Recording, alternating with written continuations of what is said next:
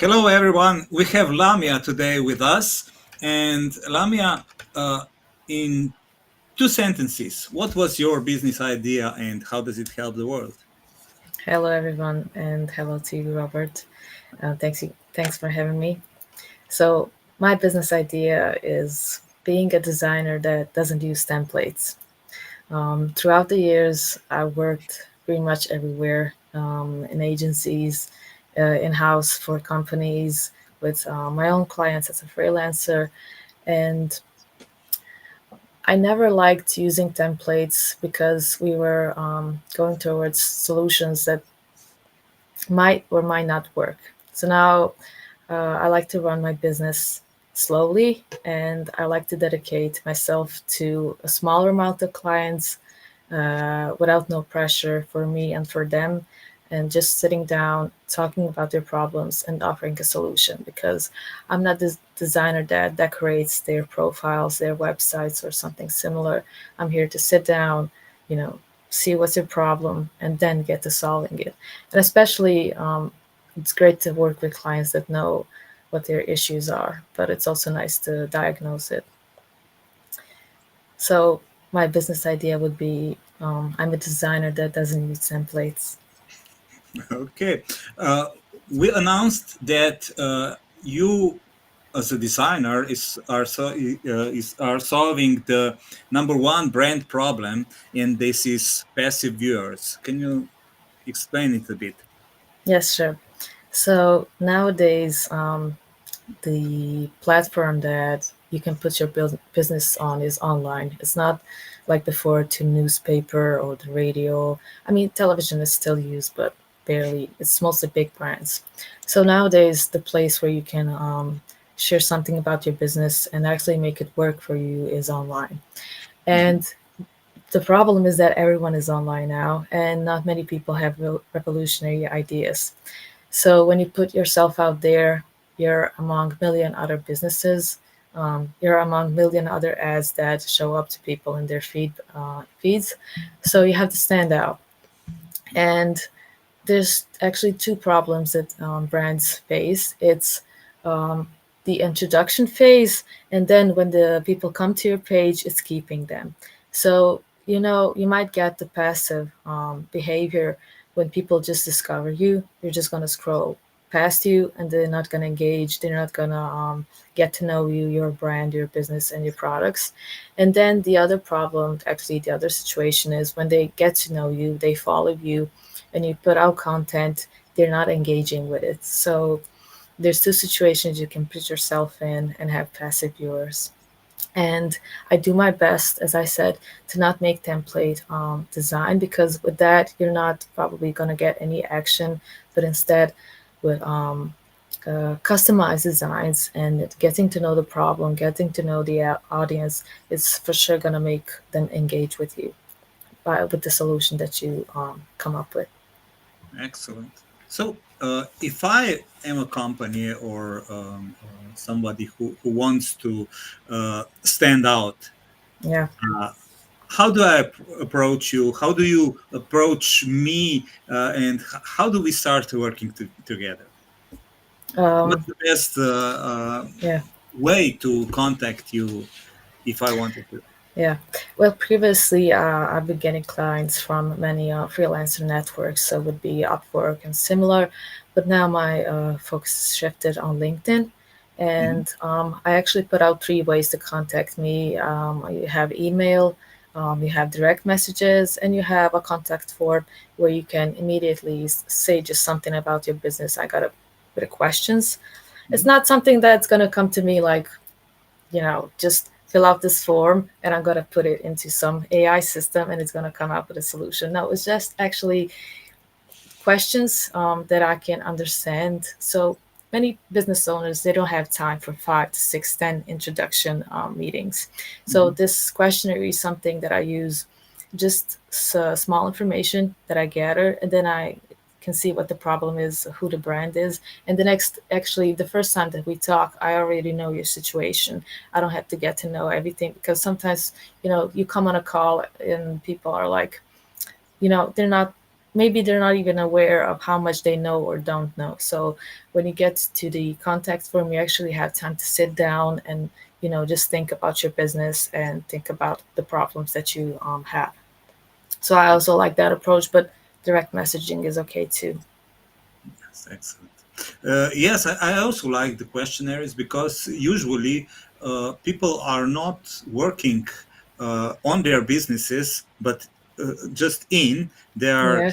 putting on out fires day by day, and they Yes. forget what do they want in their business. And I think hiring somebody like you can change them, not just with branding and graphic design, but also with uh, uh, being aware of what their business is all about and how to they can approach that and how can they change that so Yeah. it's more Because, for example, you might be sitting, oh, why am I not getting engagement? Why are they not reacting? Why are they not buying? And sometimes, it just it's constantly in your brain, and you can stop those thoughts, but you also can't get the answer to them, and you can't really think about it because you're on your own with those thoughts. But once you approach someone, whether it's a designer, a strategist, a marketing specialist, you actually have time to just get out like in third person around it and just observe it with someone else, and then also diagnose the problems. You might even get a question that's going to make me think, oh, I never thought about that. I never understood this side of my business. I never paid attention to it. So it's really, you don't have to get the solution, but it's I mean, the meetings are usually free. Whoever you work with, the specialists, the designers, or anyone else, that is also worth a lot of, I wouldn't say money, but also someone diagnosing a problem and just making you think about something that you weren't aware of. I also think that's very important, and I hope that people appreciate that through like meetings, mm, introduction meetings and mm. discussions. So what do you see as the most common mistakes that company make with the uh, branding and design and things like that? um, People don't really contact the right designers. you know if I usually see, I'm also part of some groups with designers, and sometimes a client comes in and they're like, I need this, that. And then you have the designers talking about, I offer this for barely little amount of money. I can do it with you in 24 hours or something like that. And then it's attractive to them. And then they work with them, invest money with someone that's just going to decorate their page, and it's not going to work. So, and they're like, oh, design doesn't work. Yes, it works, but with the right people. Yeah. And also, people just usually, I mean, some regions understand the value of design, some don't. And I work with people that are really, I mean, I understand them. It's like putting your money into something that might work or might not work. So they're not really prone to marketing. And then I think to myself, and I also ask them, well, the Coca-Cola is the biggest brand on planet Earth probably, but they still invest in marketing. So if that doesn't tell you something, that I'm not sure if you will ever understand, the value of marketing.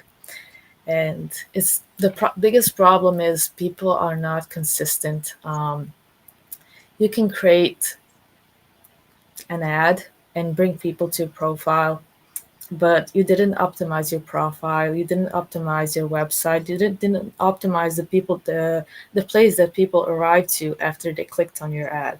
So that's one of the problems. People don't think about the many steps the users take until they get to buying something.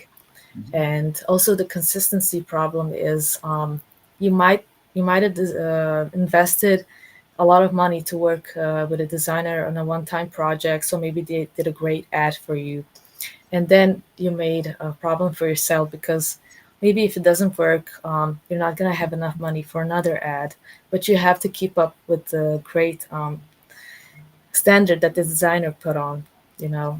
Mhm. And it's not usually, I mean, maybe they did a great job, but you just didn't follow through with all the other steps that are required for someone to actually uh, do any action. And then they just, are passive. They think it's great, but they didn't go through any with anything else. mm, So there's actually, it's passive viewers are an umbrella term. It's so many problems that are underlying through that. mm, mm. Excellent.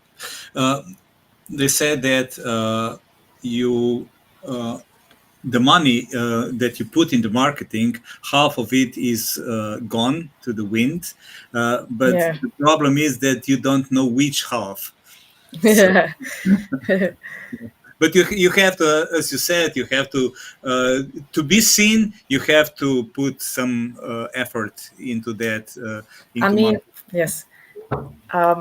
Nowadays, most people, like maybe 90% of businesses, they're going to put out a product that someone else already has out.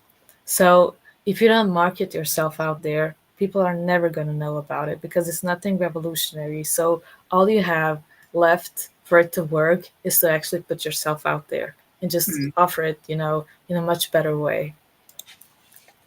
Excellent. So, do you think that today is actually the easiest way, time in history to start a business, to be recognized in through social media? Because I remember when I started with business, there were no internet, there were nothing. We have to create flyers. The TV ads or radio ads were expensive, Hmm. so there were not so many uh, easy or cheap advertising opportunities like today. Hmm. I think it's very easy to start a business, but to make it successful, I think that today and before is the same thing. It's just that now my some media's some ways to share to market yourself are much more accessible and affordable. But then again, if you don't know how to use them, it's for nothing. Mhm, So it's so many things. Before, like you said, you had TV, you had the radio, you had the flyers. That's three things. Now you must have social media, you must have a website, you must have, advertising, and now AI and this and that. Now it's so many other things. But the problem is that now you don't have the time. Before you had time to prepare something and just focus on those things, but most people want fast results now and they just skip so many steps. mhm. So each time period brings its own troubles. Exactly. So, what surprised you the most in your entrepreneurial journey, in good or a bad way? Well, the what surprised me the most is how willing people are to trust you, even if you're a beginner, because um, before it was, I don't know, it wasn't, I'm not that old to know, but right now I see many people, very young people that have great portfolios, and they can just get into contact with someone, and people are much more willing to work with them because everyone is nowadays much more willing, I think, to give a chance to people, and especially young people. That's why I like the most. And I think that in times before, if you weren't in a suit, if you didn't have like 30 plus years, people would just think, oh, he's a rookie, he doesn't know his thing. But right now, if you have a great portfolio, you can open so many doors. That's what surprised me, because from a very young age I work with some. I didn't even finish college. I was like 22 years old, and with a great portfolio that I created as a freelancer, I was able to work with a company that works with the biggest artists in the Balkans, from singers to entertainers, just because I had a good portfolio, and I didn't even finish college. But in time before, like I said, you had to have a degree, a suit, and a great reputation.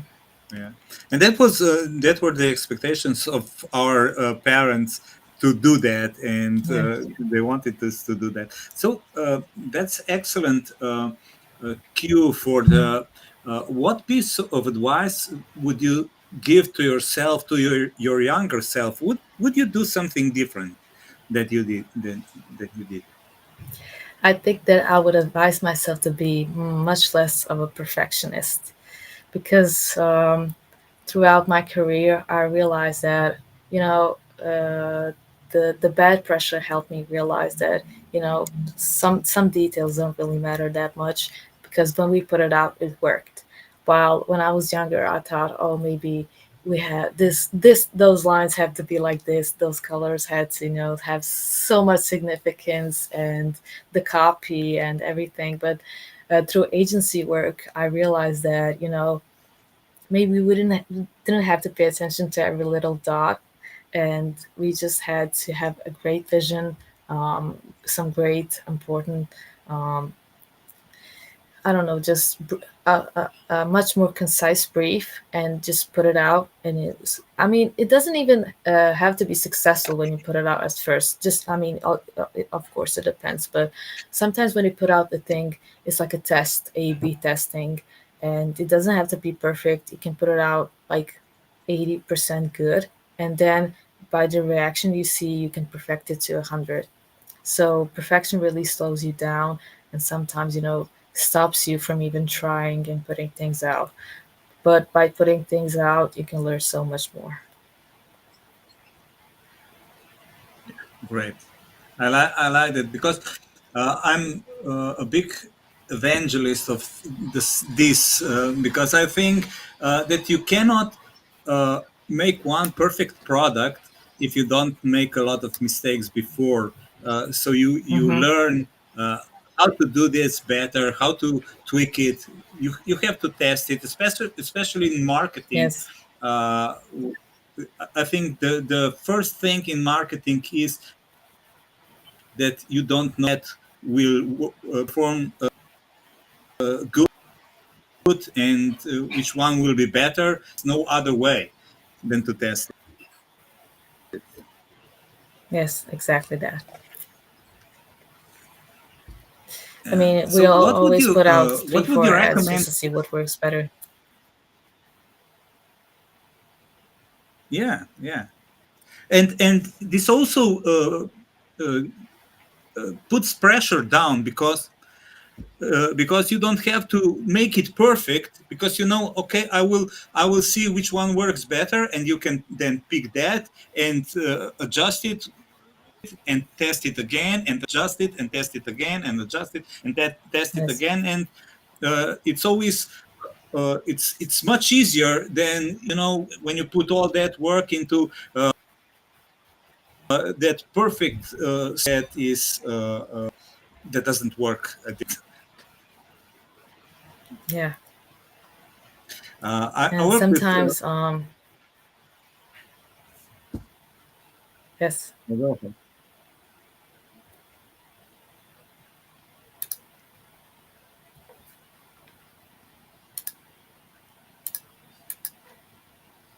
you wanted to say something sorry, I'm sometimes. not sure.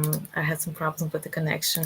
I said that sometimes you might have a great idea, and by the time that you perfect it to put it out, someone already put out the same thing. It wasn't perfect, but they put it out, and now you're late to it, late to the party. Yeah, exactly. I work with startups. I liked working with startups because they have this good energy. They almost always launch too late, because I'm Yes. I'm a big fan of pre-launch. So you put out the idea and try to make the test and earn from it before you even start to build the product, because in this way you get the feedback if it's even viable idea, because you don't have to, you don't want to work on something that nobody wants to buy. Mm-hmm. Because if you ask a few friends or your mother, and they'll say, oh, that's a good idea, I would totally buy that. But when you want the money, they say, oh no, not right now. Yes. Uh, so, what were the biggest challenges you're facing with your work? Um, the biggest challenges I face is, I mean, when I people just not understanding that things take time. You know, people want express results. They want to. They see others with their successful stories, and they think that it's just game, like this to others. And you have to explain to them that so much testing is needed, and so much failure is needed to actually get to it. Because you can't have in marketing, you can't have a perfect solution at first. Mhm. So if someone expects to work with me only once, and expect results, I mean, okay, with me, but they should know that it's like this with everyone. You can't work with people in marketing only once. You might get you might get great results at first, but also you might want another project. You might want to put another project out. So you have to keep the same designer that understood, or any marketing person that understood what made it work with the first project. And why not to be repetitive with the other thing? Because if they hire someone else, I mean, let's say, for example, they worked with me on some advertising and it went great. So next time they want to put out a product, they have to pay someone else again for all of the strategies, diagnosing the problems, understanding the audience. So you have two situations. You might work with me again because it was great. You might work with me again because it didn't work out. So now we have to see why it didn't work out. And it's not necessarily me that was the problem, It's just that some things really take a lot of testing. Mhm. So you don't have to give up, the first time when you work with a person in marketing and it doesn't work out. So you can sit down with them and see why it didn't work. You don't have to ghost them. If they ghost you, then that person probably is someone that doesn't understand that what went wrong. But if they see that it didn't work out and they contact you as a company, then that is definitely someone worth keeping, um, rather than someone that's just, hey, you paid for it, it didn't work. I'm sorry, you didn't pay for this and that. Maybe if you paid for this, it would have worked. Mhm. People have many reasons to explain themselves. Mhm. Excellent. So, what would you say is the most rewarding part of the entrepreneurial journey?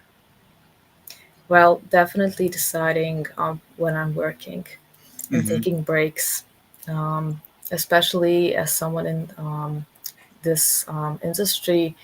You can work from anywhere. You don't have a strict working time. I mean, some people do have it because they want to make it more easier for them. They just say, I'm going to pretend I'm at work and just work from 8 to 4, or, something like that. But I like to take just a bit time off, and that's what I really enjoy about entrepreneurship. And also picking who I work with.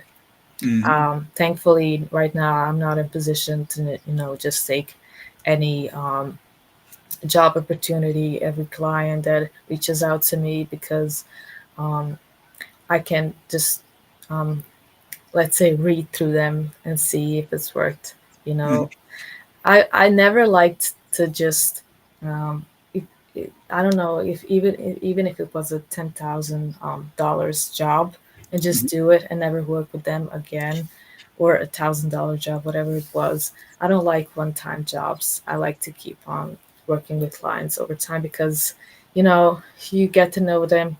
You both trust each other. You both understand the working schedules, the expectations, and this. But with every new client, if you keep working client after client, client after client, then it's the introduction all over again, and the pressure is there and everything else. But with clients that I work with for years now, there's no pressure. We both understand what needs to be done, and I really like that. Excellent. Yes. So, your experience is quite colorful. and you've done a lot of different things and have a lot of experience. So, can you explain a bit about that, and what would you do again and what not? Yeah. Well, I mostly enjoy branding projects because I like projects that take a lot of time. I actually enjoy the process of working more than the end results because after the end results, I'm like, oh, great, let's go, next one. It's not I like the opportunities, the I wouldn't say the pressure, but mostly the adrenaline and realizing, oh, I came up with this. Oh, that's a great idea. That might have worked. So I really enjoy the process itself because it's full of realizing what you can do, what you don't know. It's very revealing, and that's what I really like. I'm sorry, what was the question again? So What what was what were you doing? How do you get your experience, and what would you repeat, or okay, okay, what would you leave out? yeah. So my experience is I worked in agencies, I worked in house, and I worked as a freelancer, and it was all very fun. Some opportunities were full of stress, but they were. Now looking back at them, I'm very thankful that I went through them because it clears your opinions and the path you want to take. Mhm. And the projects that I like working on the most are branding projects, and like I said, something that takes a lot of time. But I don't like working on mass production content. That's something like, yeah, I need 16 posts for Instagram, 15 stories, this and that. So you have to like stamp it out, so many things, and it's not really interesting.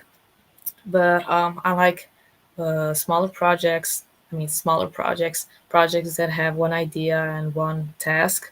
Actually, branding is not a one task job, but it's like a very complex thing that you can work on many things at once and not just focus like on social media and stamp out so many things in branding. I can work in web design. I can work in just the strategy itself, the visual identity, and so many other things.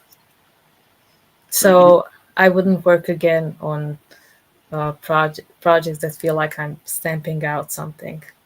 I Um, Okay, we are about the end of our session. Would you give us some final thoughts? Well, my final thoughts are that people shouldn't be afraid of marketing. They should just get with someone worth investing money with. So I'm not saying a business partner, but someone, a specialist that knows why things work and why they don't, and that they shouldn't be afraid of failures, and they should take lessons from them, and Mhm. especially if they work with someone that they can go over about those problems that they face.